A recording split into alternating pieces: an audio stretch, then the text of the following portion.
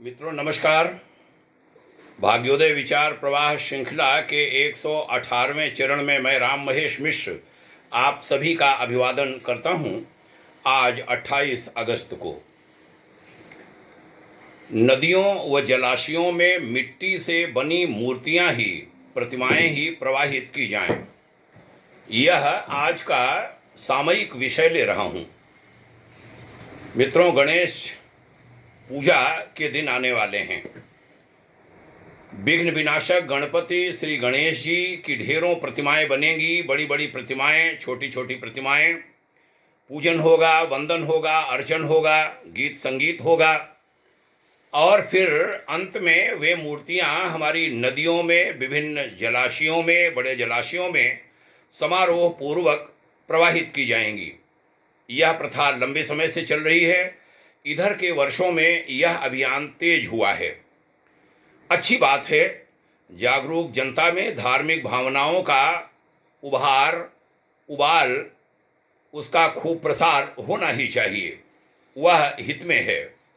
हाँ, उस सबके पीछे जो छिपी प्रेरणाएं हैं उनको जरूर ग्रहण किया जाना चाहिए, आत्मसात करना चाहिए। उसके बिना यह सब उपयोगी नहीं, लाभदायक नहीं। हाँ, इसे जारी रखना नई पीढ़ियों को शिक्षा देने के लिए, उनमें भावनाओं के उभार के लिए अत्यंत आवश्यक है, बहुत ज़रूरी है। बहनों भाइयों, आज हम यहाँ चर्चा मूर्ति विसर्जन विषय पर कर रहे हैं। मूर्तियाँ अनेक विषैले रसायनों से निर्मित होती हैं। उनका विसर्जन नदियों में जो कम मात्रा में उपलब्ध जल है उस जल को दूषित करता है। अनेक जीव जंतु उस जहर का शिकार हो जाते हैं। हमसे जाने अनजाने भारी मात्रा में जीवों की हत्या हो जाती है। यह बड़ी अनुचित बात है, तकलीफ देह बात है। इससे बचा जाना चाहिए।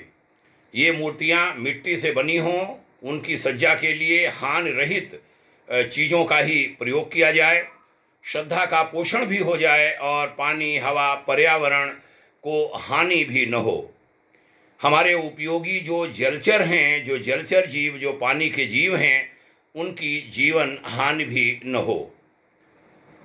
भाग्योदय फाउंडेशन सभी देशवासियों से विनम्र अपील करता है कि वे आने वाले दिनों में मूर्ति पूजा और मूर्ति विसर्जन के जो भी कार्यक्रम हों उनमें इनका ध्यान रखें, पूरा ध्यान रखें। इस विषय को गंभीरता से लें।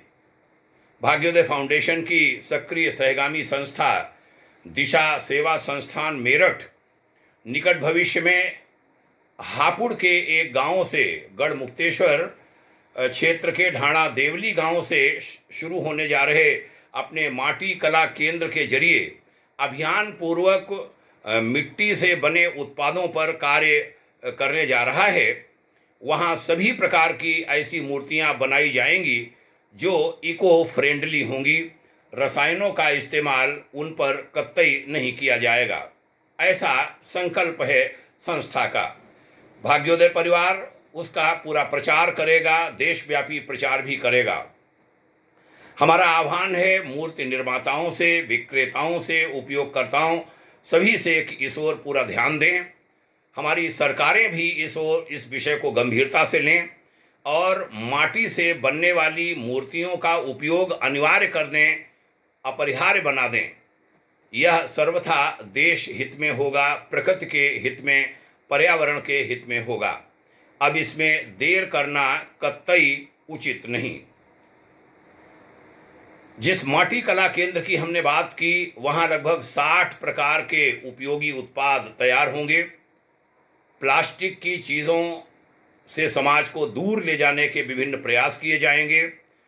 जो ऐसी आदतें हमारी पड़ गई हैं कि प्लास्टिक का उपयोग करना ही करना है, चाहे वो पानी की बोतल हो या अन्य चीज़ें, प्रयास किया जाएगा कि इन सब चीज़ों से निजात दिलाई जाए समाज को, देश को।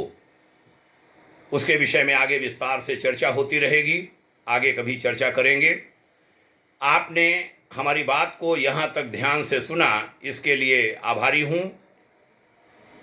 मूर्ति विसर्जन का कोई भी कार्यक्रम हो उसमें इन बातों का ध्यान रखा जाए, यह निवेदन करता हूँ।